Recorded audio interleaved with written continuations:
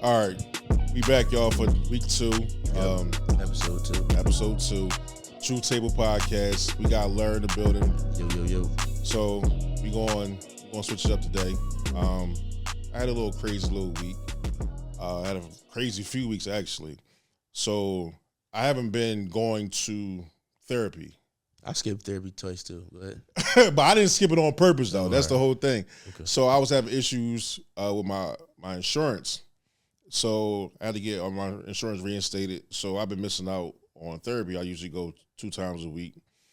So I've been feeling like real edgy, just really like a snapping turtle, like just ready for like everybody crash out. Like I've been being tested. I couldn't really use my coping skills when stuff was triggering me. So I was like, yo, I can't wait to go back to therapy. So I look up, fast forward, it's been a couple months. Finally got my situation back flowing, back current. And I went to therapy yesterday. And when I tell you, that was a session. It was really a session, and it was just like, damn. Like it's like I miss talking to my best friend.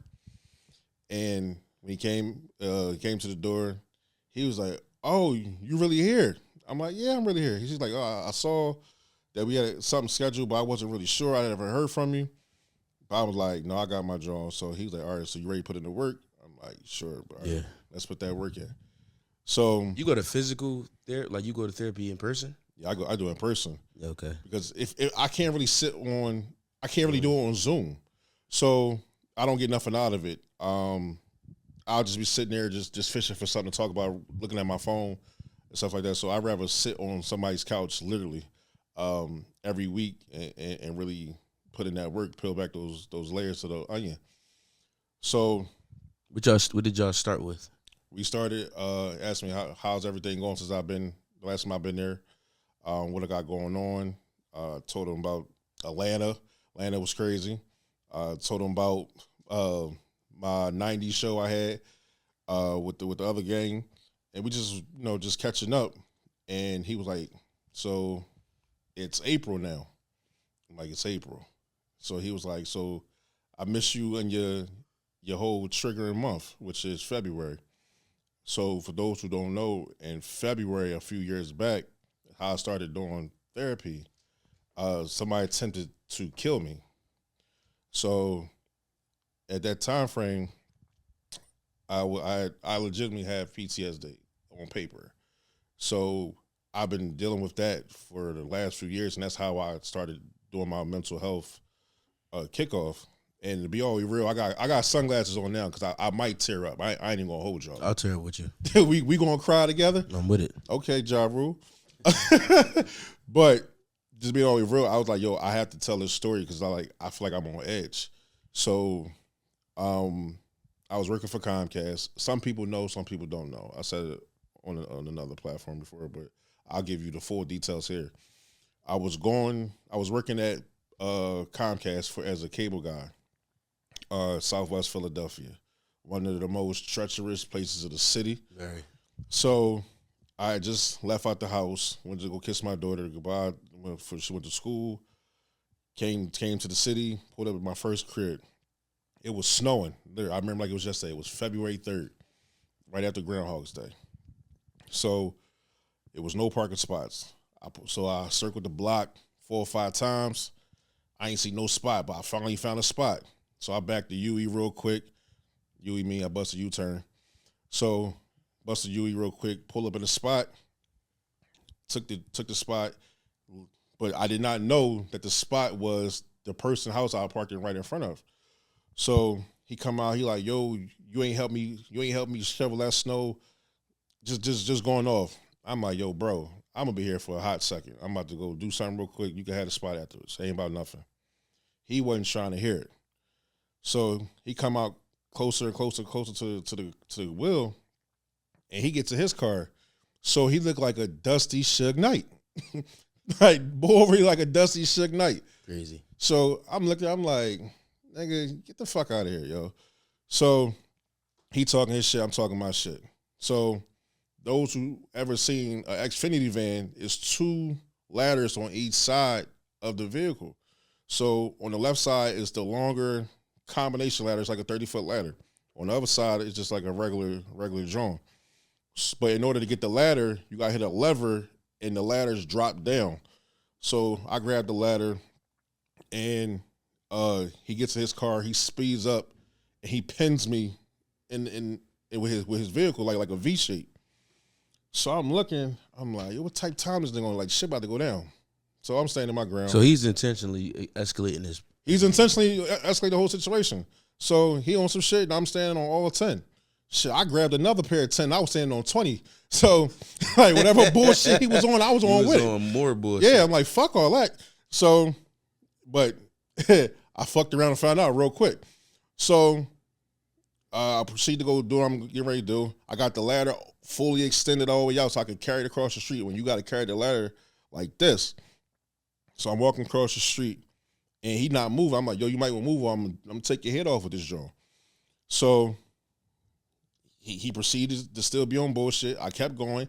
He dipped it, and I kept on walking.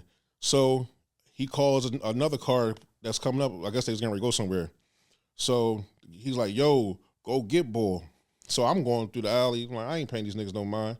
So I'm walking through the alley in the snow. The snow was hard, so you can hear the echoes when you walking. So I'm hearing dogs. I'm hearing all kinds of stuff in the alleyways of Philly. And those who ever been in an alleyway in Philly, that's some real narrow, very tight situations. You hearing dogs barking. You just hearing the echoes off the crib and all that. So I'm just walking. I'm hearing footsteps. I'm like, damn. Either I'm heavy as fuck or somebody else is in this alley.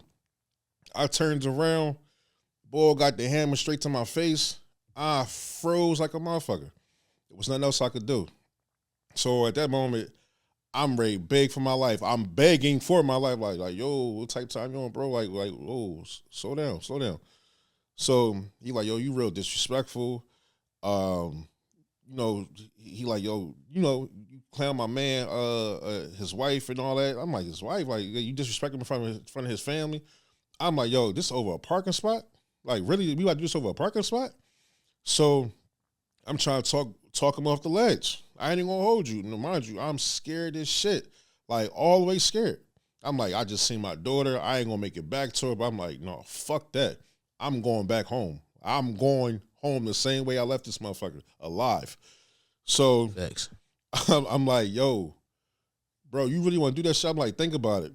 You gonna off me. Your man, you gonna do whatever kind of time. I said, the van's still gonna be there. I got on 100 layers of clothes on. The keys is on my hip. So you would have to strip me naked in order to take the keys off and move the van. That's doing too much work for a parking spot and trying to get away with a body. So I'm saying all this, whatever. And you sound bargaining with this nigga. I'm begging for my life. Like, I'm not too thorough to say no shit like that. So, but I'm looking at his eyes. I'm like, yo, you could see like something was clicking, like he was thinking. And I'm all like, yo, just keep talking. So he was real hesitant. I see his hands shaking like this, whatever. So I'm like, yo, if I can get to my fucking van, I'm gonna off this nigga. Like, I had my joint in the trunk, in the back of the van, whatever. But you can't ride around with no hammers or no Xfinity shit. So I was like, I just gotta get back to my daughter. So I see him, he backing up real slow. He's like, yo, go and get the fuck out of here. And he just took off running. He took off running, so I made sure he was like a few feet back from me. And I just like, I had a whole episode, like gasping, crying, all that kind of shit. And it's just like. You had an episode like you had an episode on the scene, or you waited till you left? No, I had an episode right then and there. If they was going though. They was going out the alley. And the crazy part about it was my customer, she was looking out her window at the whole thing. She's like, baby, you all right? You all right? I said, no, call the fucking cops. Yeah, call them. Call the cops. Yeah. Well, I hope my phone don't do it. But I'm like, yo, call the joints, whatever. And I just had a whole episode. I had to call my supervisor. He had to come down there. They called the right people and all that. I got out of Dodge. I couldn't even think of trying to retaliate that moment because I was like, yo, like I'm like this, like, yo, am I still here? It just felt so surreal, and I was like, I knew I was just going to die. So did you feel blessed that you know, like I felt mad. I felt blessed. I felt scared. I felt Because angry. when you first told this story, like lightly to me, Uh-huh. I thought that this happened a long time ago. No, this happened a few years ago. Okay. This happened in the pandemic. Okay. This happened in the pandemic.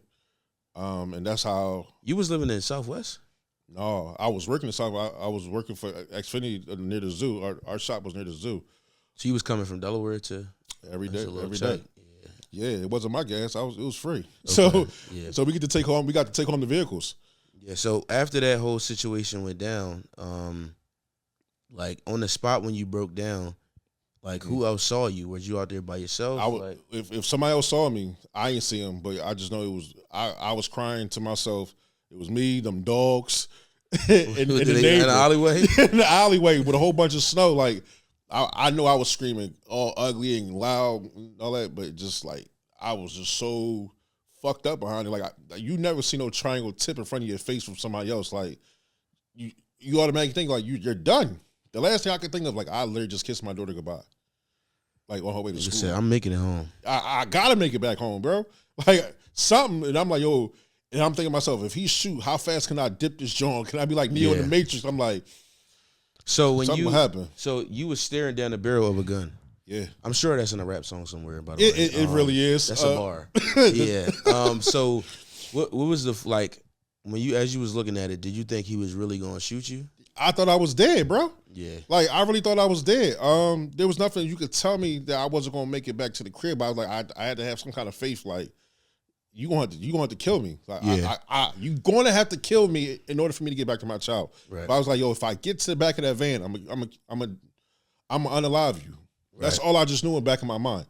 But once he got out of Dodge, it just was like how quickly things turned because I didn't have that same energy.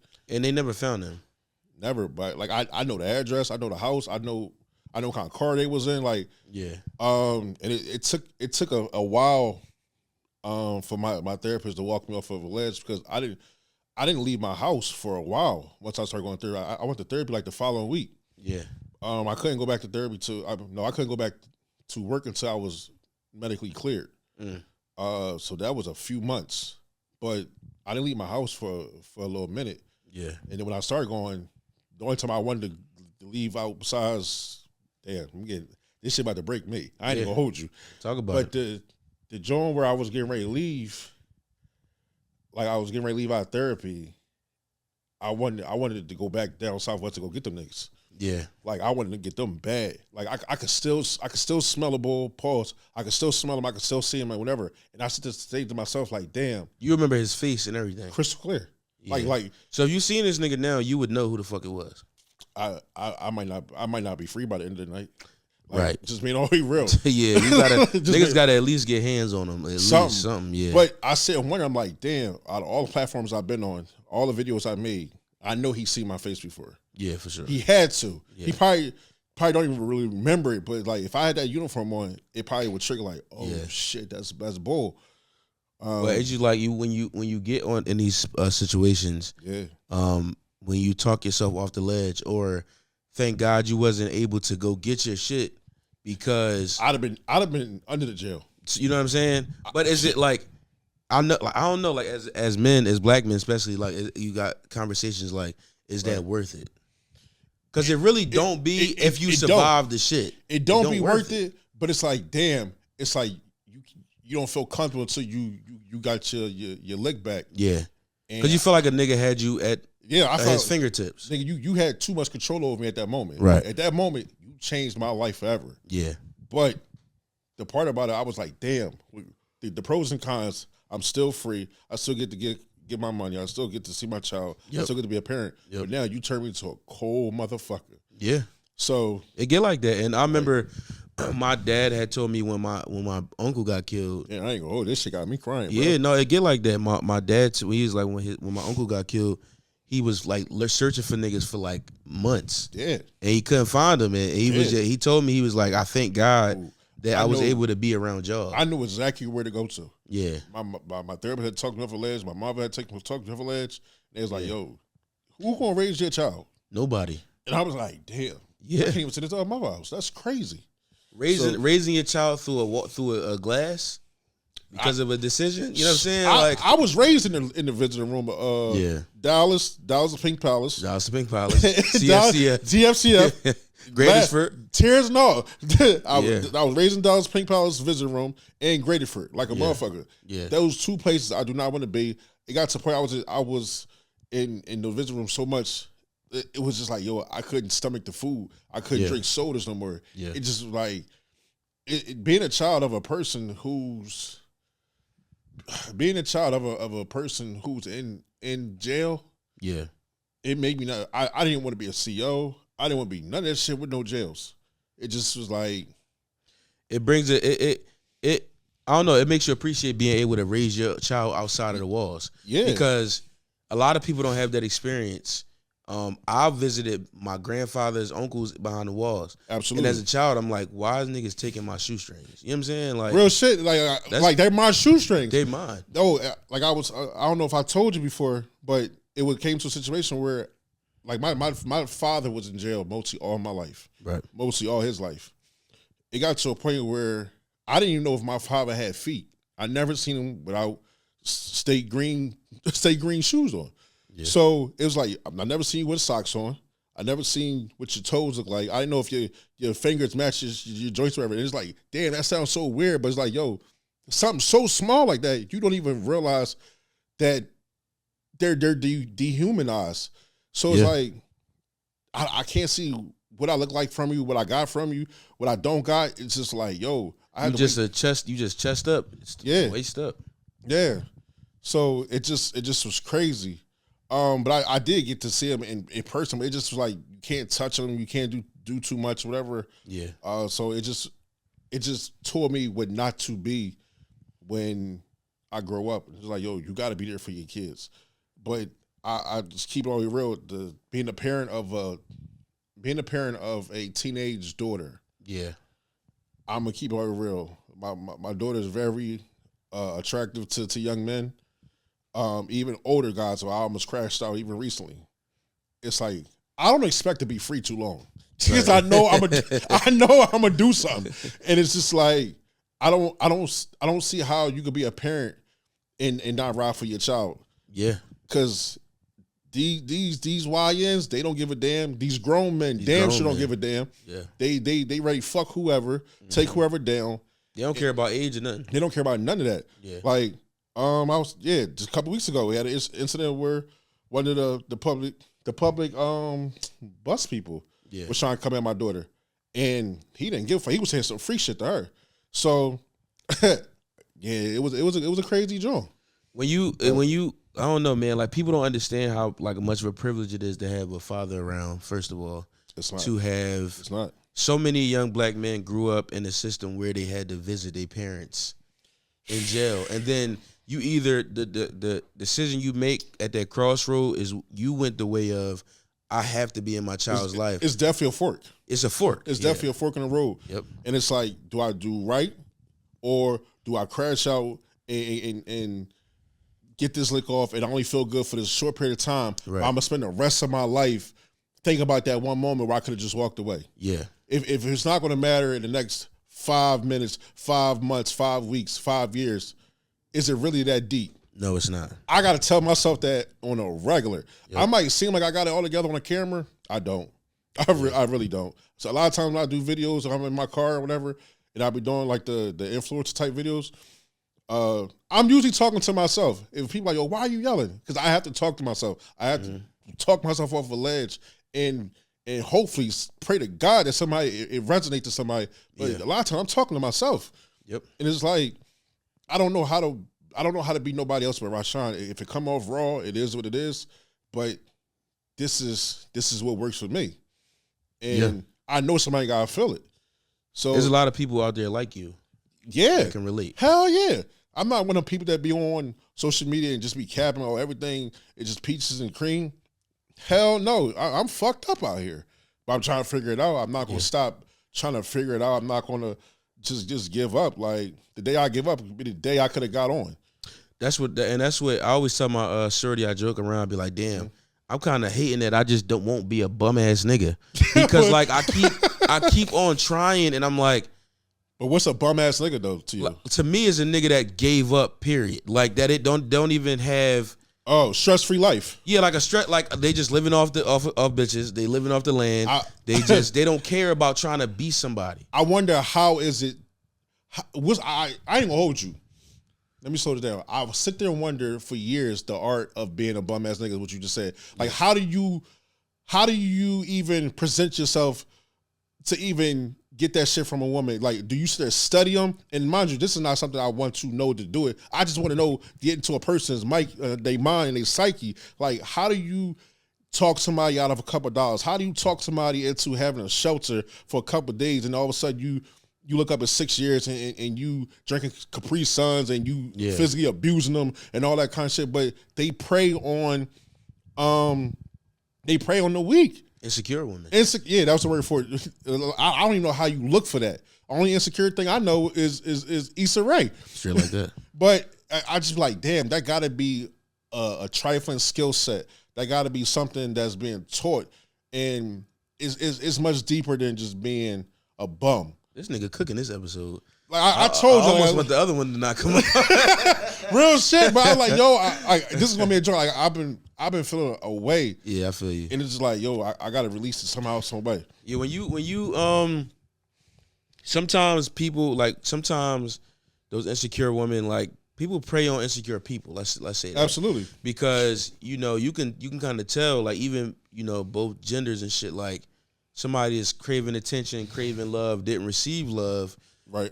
A good person would show them love. True. 9 times out of 10, somebody will take advantage of that. True. And get what they can get out of it, instead of being like, yo, I like this person. Right. I want to show this person what love is. Reciprocity, and all reciprocity. So, and then it's the parable of like the giver and the taker. Like if you you are a giver, you got to learn your give limits, because the taker will not stop. They not gonna have no limits on that. Fuck no. That's just like, I believe people who are raised off love and raised off survival are two different type of people. Right. Two different mentalities. Some people you just can't even help. You could try, but it got to be either in them, and a lot of times it's not.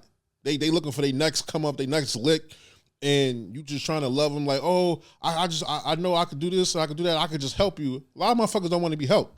A lot of people they get more attention, is more value in needing to help or screaming for help than to be helped. Because if you help me, then what they gonna complain about? Yeah. So like the gig is up. It is. So what we talking about?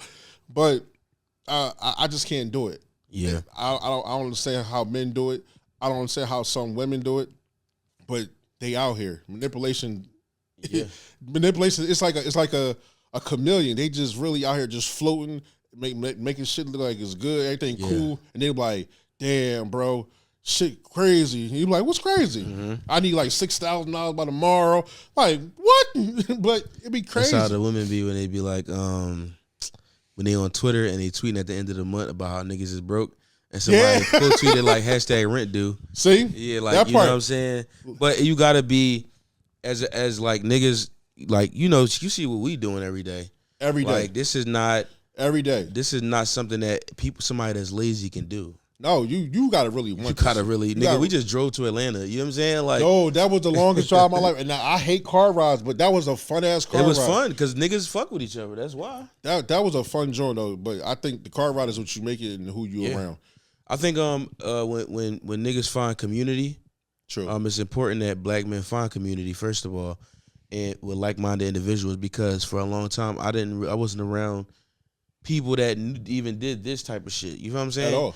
So I was like kind of lonely in that realm. Yeah. Like, I love to do this. No, I don't know anybody that does this, but this is what I like. And I'm glad you said it, because I was having a conversation the other day. Like, I've been raised around nothing but women, so I'm conditioned to be around women more so than men. So it's like, damn, I ain't gonna hold you.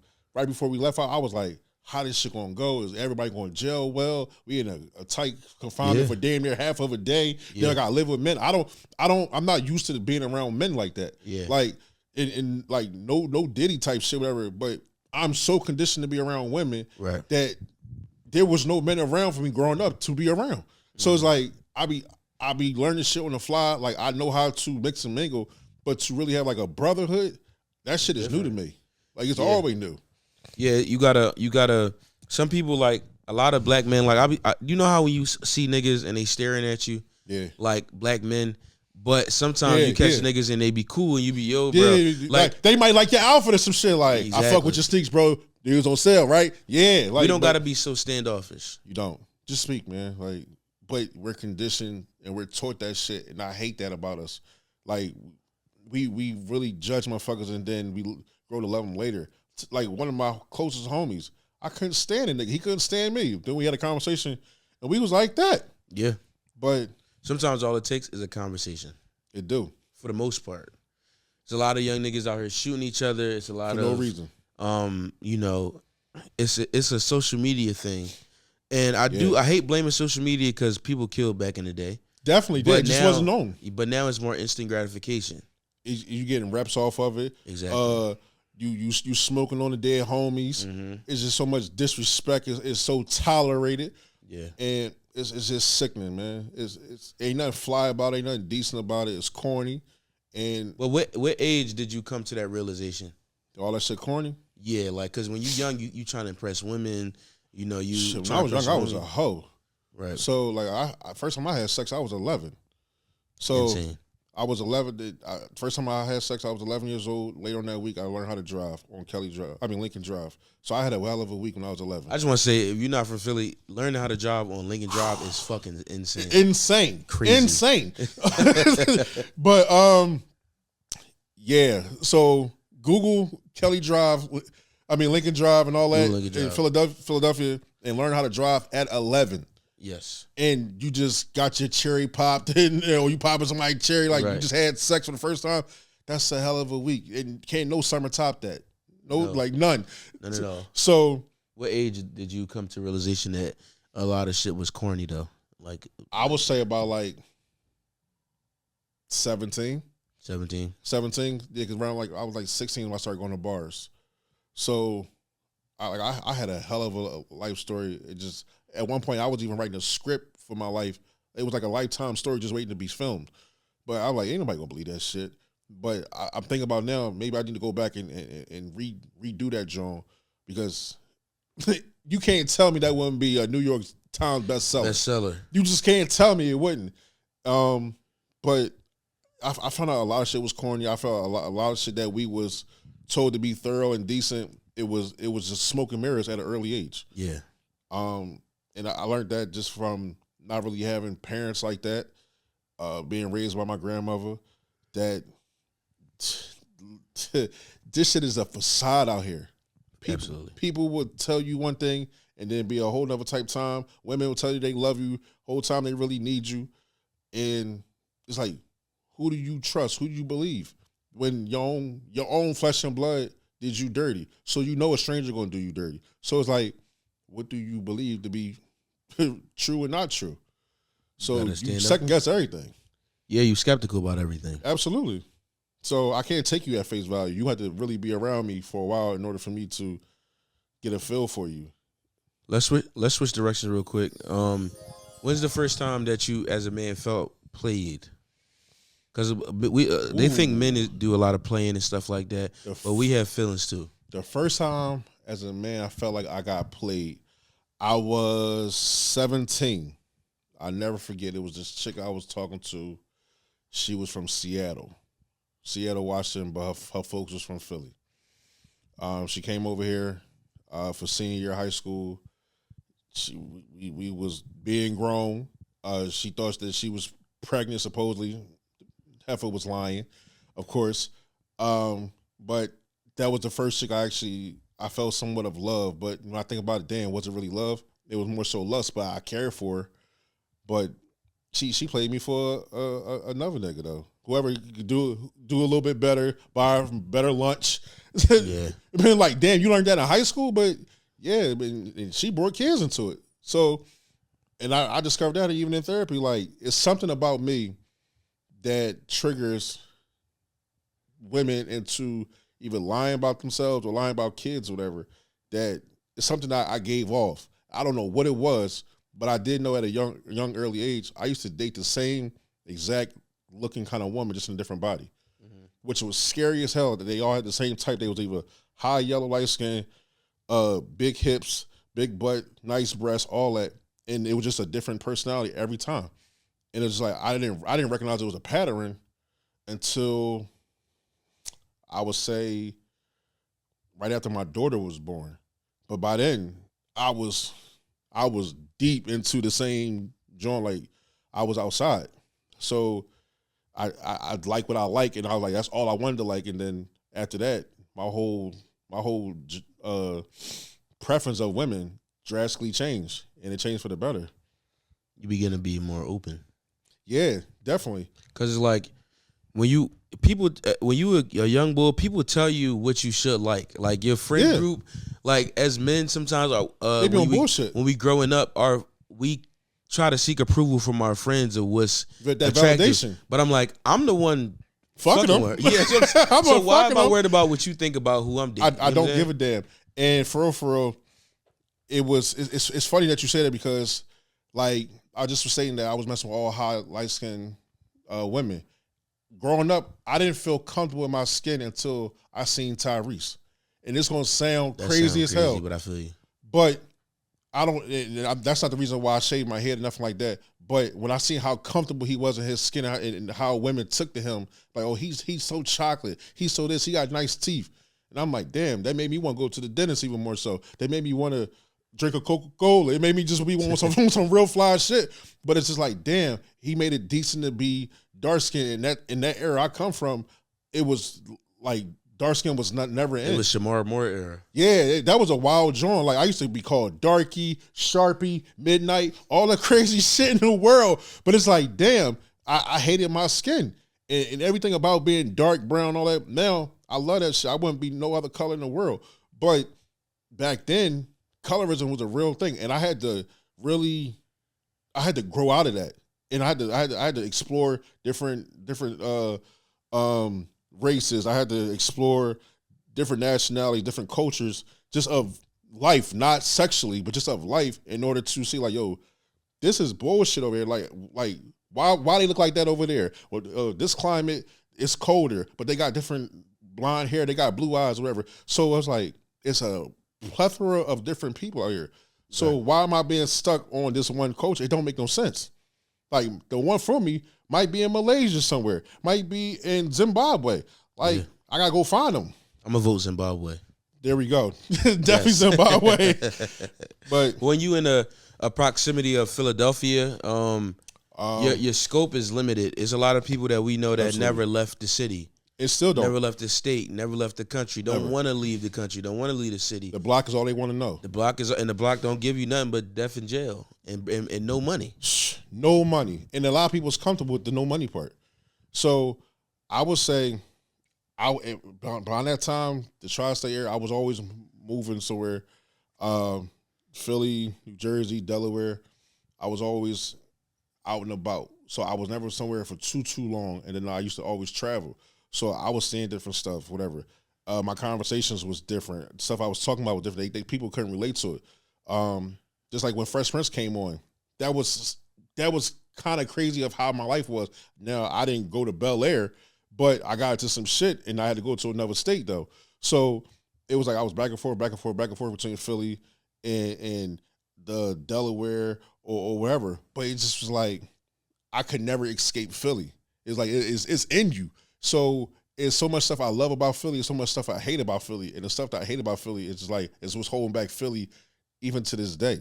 And it's like I want the world to know it's so much more to the world than just Philadelphia, Pennsylvania. It's much more than just your block, your 4 mile or 4 block radius or whatever. Like it's a lot of people. It don't even be 4 miles. It'd be 4 blocks. Yeah, it's some people that be in South Philly that never even went to Center City. They'll get lost if they went to the gallery. It's some people that all they know is West Philly or they know the bottom. Some people all they know is North, and I ain't talking about North, North. All they know is Norf. It's F North. Like this shit is crazy. So you have to get outside your comfort zone. Go to the airport. Get on a fucking plane and go somewhere. Like don't think just because you in Atlantic City, you out of town. No, you just down the block, bro. That'd be a lot of niggas' only vacation. Atlantic City, Wildwood. And Wildwood. Yep. Like, nah, man. We outside. Shit don't cost that much money, bro. Put the Travel Channel on if you want to really get excited. See other things, yo. But get outside, explore your mind, because just staying in Philly, it ain't it. It's a mentality that you have to escape. But you do need it to survive in this world. I'm not gonna hold you. So when you traveling though, and you like, it's cool being from Philadelphia. Yeah, it's cool because everybody loves us. Everybody, you know, but we hate us. We hate us, but they love us.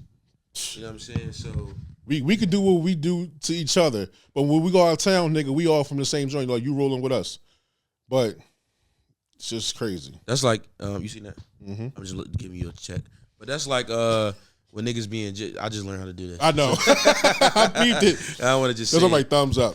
But that's like when motherfuckers be in jail and you know how they be beefing on the street. Yeah, they get to the feds and it's like, oh, we all Philly. Oh, yeah, like come on, because now you're dealing with county motherfuckers. Right. So it's just weird. That's just like if you come from the block and you was all about getting money and you would shun anybody that was getting peanuts. You was getting a couple of dollars. When you get to the prison, now you're working for chump change. For 6 cents an hour. And you cool with that. Oh, I'm the chef up north. I gotta get a job. I get tomatoes and cucumbers. I'm like, I don't give a fuck about that. But when you come home, you want to be the man. You got the fresh sneaks, the new Maxes, Jordans, all that kind of shit. It'd be a facade. It's just cat. I think one thing we need to integrate into the show at the end is a segment called the Truth Table, right? Where we bring up something. Okay. You know, it could be a regular topic, but it could be something we bring to the truth table, something to be honest about, and then something that we want the tablemates to ponder with. Definitely. So shout out to the tablemates. You know, as we come to a close here, you know, but let's get into the truth table. We can think of something that we want everybody to be truthful about this upcoming week. Yeah, I can give you an example if you need one. Oh. That scared me. That's Lionel. Hey, Lionel, stop doing that, man. Please, Lionel. That ain't true. All right. Damn, nigga. All right, so you threw me off with that one. So you might as well just pause that joint. We record, nigga.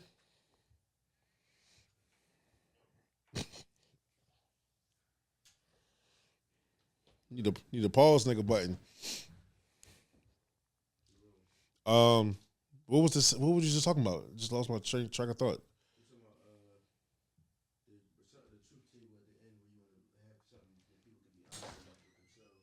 Okay. That ain't trim. That ain't trim. It was getting hot. Go ahead. That's our truth. we record on the fly. Is that what you on? The truth? Right we on the truth.